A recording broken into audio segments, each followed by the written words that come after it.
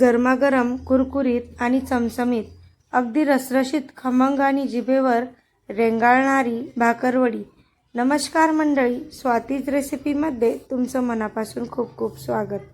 आज आपण पाहणार आहोत परफेक्ट लेयर्स आणि आतपर्यंत खुसखुशीत होणारी भाकरवडी कशी करायची याच्या काही सोप्या टिप्स आज मी तुम्हाला सांगणार आहे. व्हिडिओ शेवटपर्यंत नक्की बघा. तुम्ही चॅनलवर नवीन असाल तर चॅनलला सबस्क्राईब करा. चला तर मग रेसिपीला सुरुवात करूया. चला तर मग सर्वात आधी साहित्य पाहूया. मी घेतलेला आहे 2 कप वजनी, 2 कप मोजून मी मैदा घेतलेला आहे, पाव वाटी बेसन पीठ घेतलेलं आहे, 3 टेबलस्पून तांदळाची पिठी घेतलेली आहे, पाव वाटी खोबरं किसून घेतलेलं आहे, कोथिंबीरीचे पानं पाव वाटी, 2 टेबलस्पून मी साखर घेतलेली आहे, 1 टेबलस्पून धने, 1 टेबलस्पून बडीशोप, 1 टेबलस्पून जिरं, 1 टीस्पून गरम मसाला, 1 टेबलस्पून लाल तिखट, बेडगी मिरची पावडर घेतलेला आहे, चवीसाठी मीठ घेतलेलं आहे, 1 टेबलस्पून मी पांढरा तीळ घेतलेला आहे, चिंच गुळाची चटणी 1 टेबलस्पून घेतलेली आहे, पण आपल्या गरजेनुसार आपण वापरणार आहोत, आणि धने 1 टेबलस्पून ओवा वापरणार आहोत. आता एका मिक्सिंग बाउलमध्ये घेतला आहे मैदा, 2 कप मैदा घेतला होता तो टाकूया. पाव वाटी बेसन पीठ घेतलं होतं ते टाकूया. 3 चम्मच तांदळाची पिठी घेतली होती, चवीसाठी मीठ,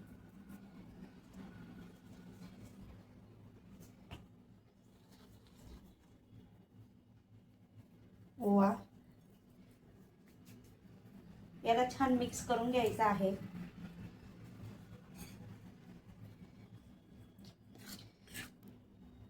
छोट्या कढईमध्ये 3 टेबलस्पून ऑइल हे तापवायला ठेवलेलं आहे.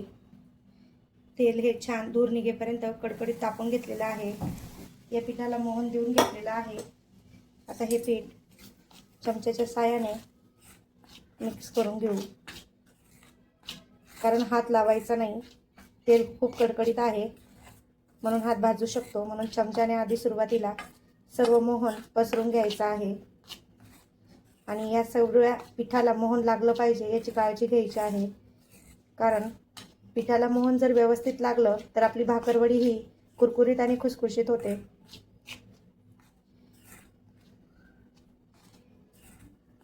आता हाताने सर्व पीठ हे मिक्स करून घेऊ. आता बऱ्यापैकी थंड झालेलं आहे. पीठ हे असं व्यवस्थित चोळून घ्यायचं आहे, म्हणजेच सर्व पिठाला आपलं मोहन व्यवस्थित लागेल. हे पाहून घेऊ शकता, असा गोळा बनला गेला पाहिजे. या पिठात थोडं थोडं पाणी टाकून भिजवून घ्यायचं आहे. पीठ हे जास्त सैल नको आहे, जास्त सैलही नको आहे आणि जास्त घट्टही नको आहे.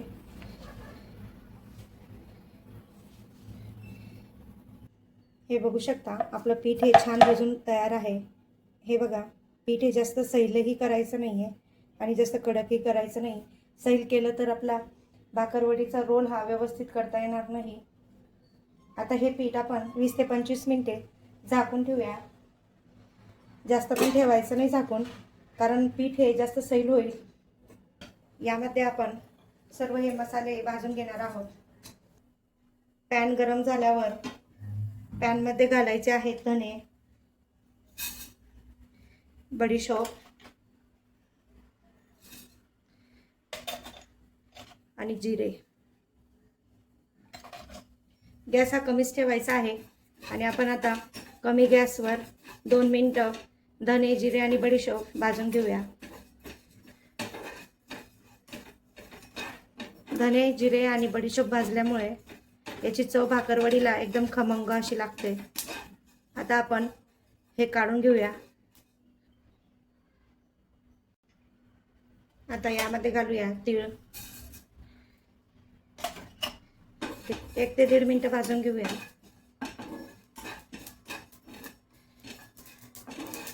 आता काढून घेऊया. ही भाजली गेली आहे. आता पॅन हा गरमच आहे. आता भाजून घेऊया सुक्या खोबऱ्याचा किस. हा एकसारखं भाजत राहायचा आहे. एकसारखं भाजल्यामुळे याला खूप छान सोनेरी रंग येतो व हा किस एकदम कुरकुरीत होतो. हे पाहू शकता किती छान याला कलर आलेला आहे. याची चवी एकदम भारी लागते.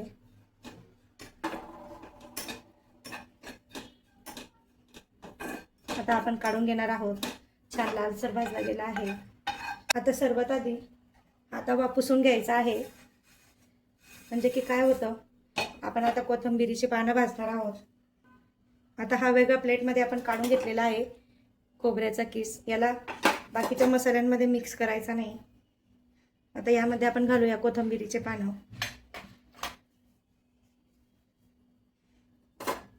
कोथिंबीरीचे पानं हे गॅस कमी करूनच भाजायचे आहे. यातलं मॉइश्चर फक्त आपल्याला घालवायचं आहे.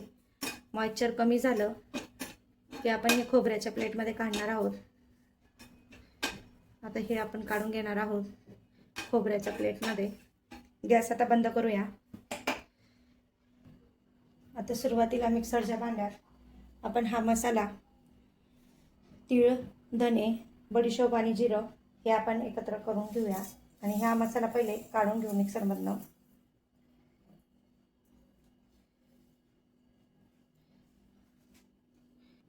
मिक्सरमध्ये फक्त अर्धा सेकंद आपण फक्त बटन चालू करणार आणि लगेच बंद करणार आहोत, कारण मसाला हा जाडसरच काढायचा आहे. हे पहा, मसाला एवढा जाडसर काढलेला आहे. फक्त एक फेर फिरवला आणि लगेच बंद केलं अर्धा सेकंदात. आता यामध्ये टाकूया खोबरं आणि हे कोथिंबीर भाजून घेतलेली होती ते घालूया. आता हेही मिक्सरमध्ये तसंच करायचं आहे. फक्त मिक्सर चालू करून लगेच बंद करायचं आहे. हे पाहू शकता. एवढं करायचं आहे. जास्त बारीकही नाही आणि जास्त जाडही, एक फेरच फिरवायचा आहे. आता यामध्ये आपण टाकूया 2 चम्मच घेतलेली साखर, गरम मसाला, लाल तिखट, चवीसाठी मीठ. आता आपण यालाही तसंच करायचं आहे. एकदा चालू करायचं, लगेच बंद करायचं.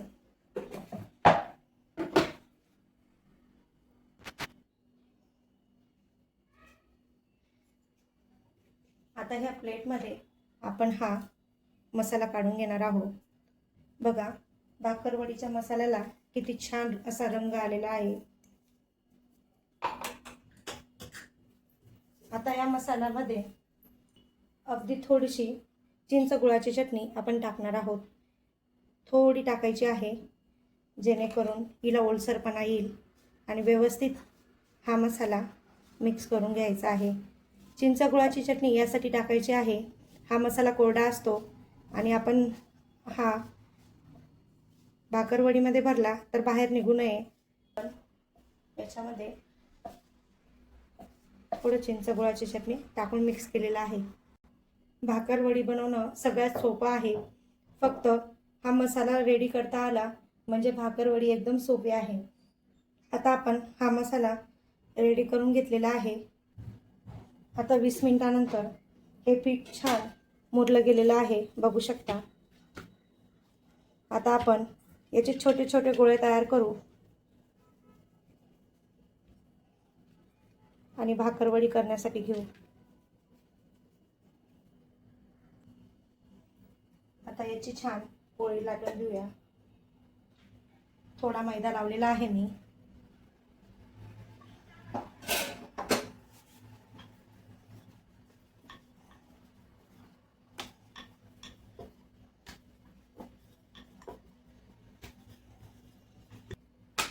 जास्त बारीक करायचं नाही, अगदी तुम्ही पोळी करता तसंच ठेवायचं आहे. हे पाहू शकता, पोळी करता तसंच.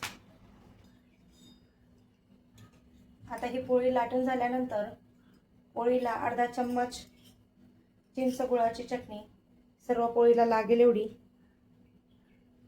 लावून घ्यायची आहे.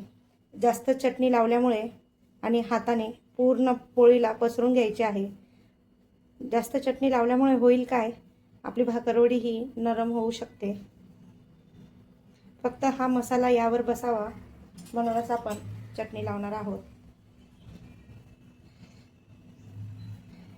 हे पाहू शकता, सर्व बाजूने छान चटणी आपण पसरवलेली आहे.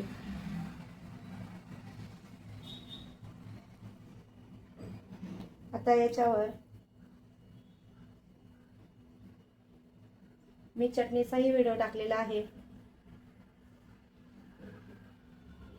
आता याच्यावर छान आपला भाकरवडीचा मसाला पसरून घ्यायचा आहे.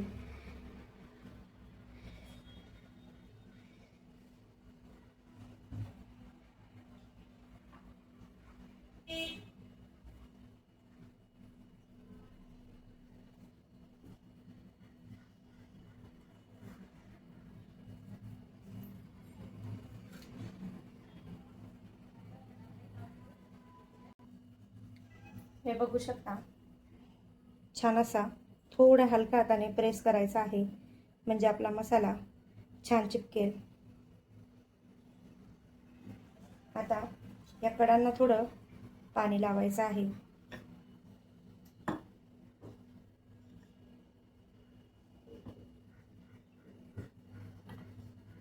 आता ह्या मसाल्यावर थोडं हलकंसं लाटणं फिरून घ्यायचं आहे. आता ह्या कडांना पाणी लावल्यामुळे काय होतं, ह्या कड्या ह्या व्यवस्थित चिपकतात. असं हलकंसं दाबत जायचं आहे आणि असा रोल करत जायचा आहे. त्याच्यामुळे काय होईल, आपली वडीतला मसाला हा कट केल्यानंतर बाहेर येणार नाही. हे बघू शकता.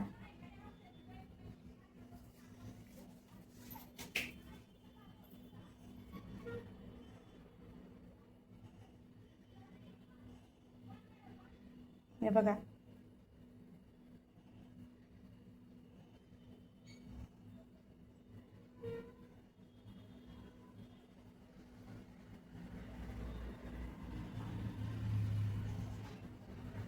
परत एकदा असं करून घ्यायचं आहे, किंवा मग याला असं हलक्या हाताने दाबून घ्यायचं आहे, जेणेकरून याच्यामध्ये जर एअर असेल तर ती एअर निघून जाईल.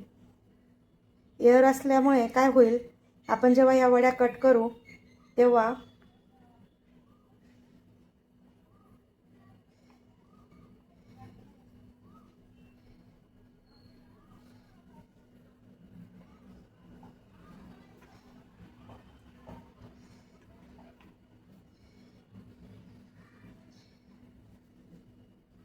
आता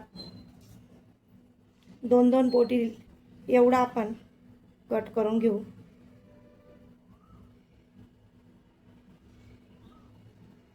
सगळ्या वड्या या साईजमध्ये कट करून घ्यायच्या आहेत.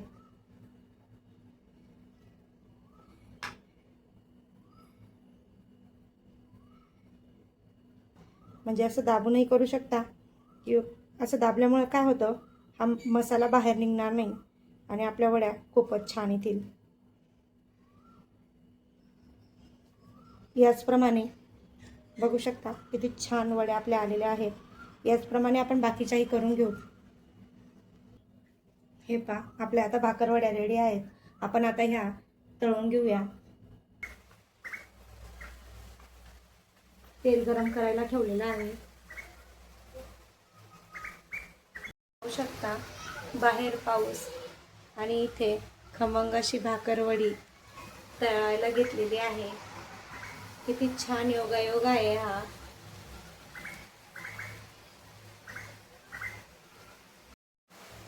आता तेल तापलेलं आहे, आपण वडी टाकूया.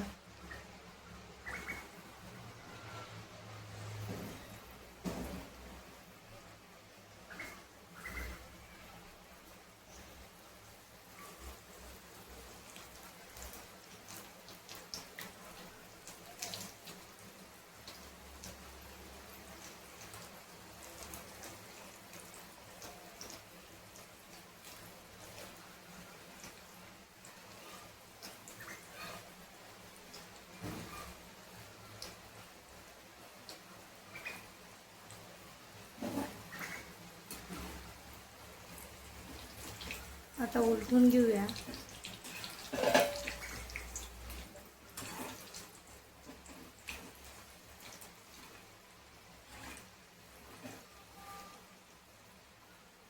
गॅस कमी करायचा आहे. सुरुवातीला वाढवला होता, आता कमी गॅसवर तळायची आहे भाकरवडी.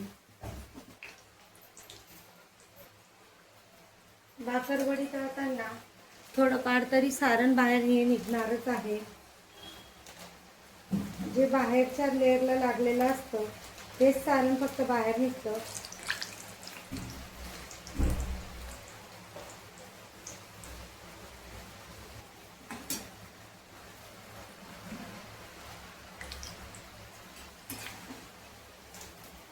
आता ह्या सगळ्या वड्या काढून घेऊया, झालेल्या आहेत.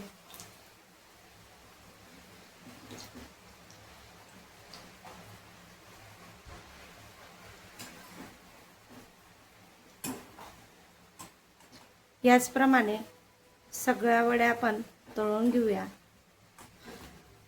हे पाहू शकता किती छान अशा वड्या झालेल्या आहेत. याचप्रमाणे सर्व वड्या आपण तळून घेऊया.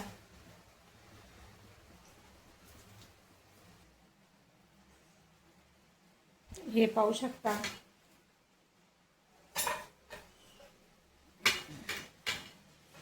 किती छान असे कुरकुरीत भाकरवडी रेडी आहे. एकदा ही रेसिपी नक्की ट्राय करून पहा. गरमागरम खुशखुशीत भाकरवडी ही रेडी आहे. हे पहा किती छान अशी खुसखुशीत भाकरवडी आपली रेडी आहे. अजून ह्या भाकरवड्या गरम आहेत तरी छान कुरकुरीत असा आवाज येत आहे यांचा.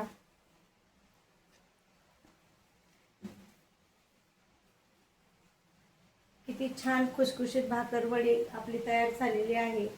चवीलाही अप्रतिम आहे. तुम्ही ही रेसिपी एकदा नक्की ट्राय करा. व्हिडिओ आवडल्यास लाईक करा, शेअर करा आणि आपल्या स्वातीज रेसिपी चॅनलला सबस्क्राईब करा. पुन्हा भेटूया अशाच एका सोप्या रेसिपीसह. धन्यवाद.